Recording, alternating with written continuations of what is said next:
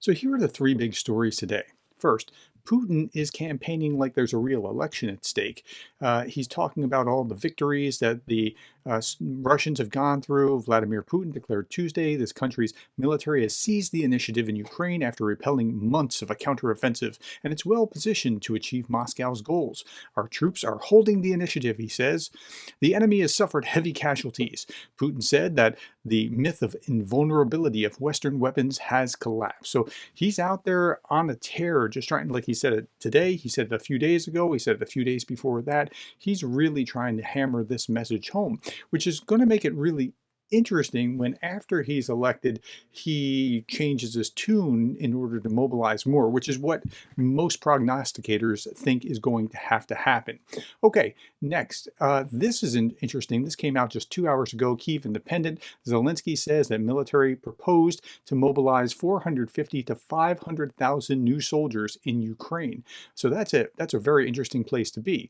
Ukraine's military leadership proposed to mobilize 450 to 500,000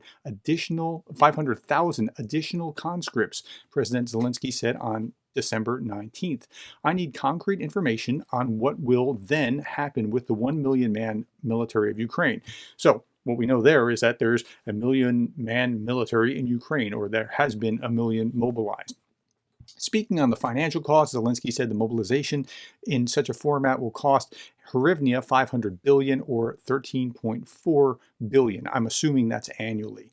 The mobilization of women, no, I will not sign it. And so now that's an interesting thing because that will get you further down the pike, but that's going to be propaganda fodder. And so to the degree that they can encourage not conscripts, but women to serve otherwise, but not conscript them, maybe they can get some extra mileage, but they have to be careful about what it looks like.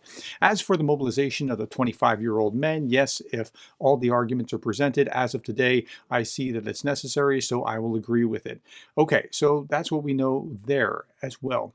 Last story is GOP says no Christmas deal for Ukraine border. Now, before you go, oh, no deal, we didn't think it was going to happen by Christmas anyway. Senate Republicans say that there's no chance of a deal before Christmas. Senate Majority Leader Schumer has tentatively scheduled a vote on the package this week, but it doesn't look like that's going to happen. We're clearly not going to have a complete text this week. We're going to be back in January on this, but it's going to take a while to be able to all of this to get the text. Senate Republican Whip John Thune confirmed Monday that there won't be a deal this week.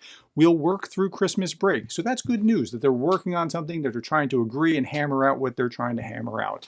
Senate Republican leader Mitch McConnell, who last week warned that it would be practically impossible to pass a Ukraine border security package before Christmas, he blamed the Democrats in the White House for, quote, showing up late, unquote, to the negotiating table. So he's blaming the Democrats. The Democrats, like the headline says, say the GOP says no Christmas deal. So they're blaming the Republicans. And that's the way the system's supposed to work. I know it's weird, but that's the way the system works. Last little bit, Warthog Defense is back, but on Rumble. We have to put pressure on YouTube in order to get them to tell us what happened and to put them back if they have been wrongfully put on, put out of YouTube. So they're back on Rumble. If you click on this, if you just Google Warthog Defense, you'll get these videos, and the link to Rumble is below, and I keep an update, and I'll be daily updating this until such time as they get back. Thank you for your time, and thank you for being the kind of person that cares about Ukraine.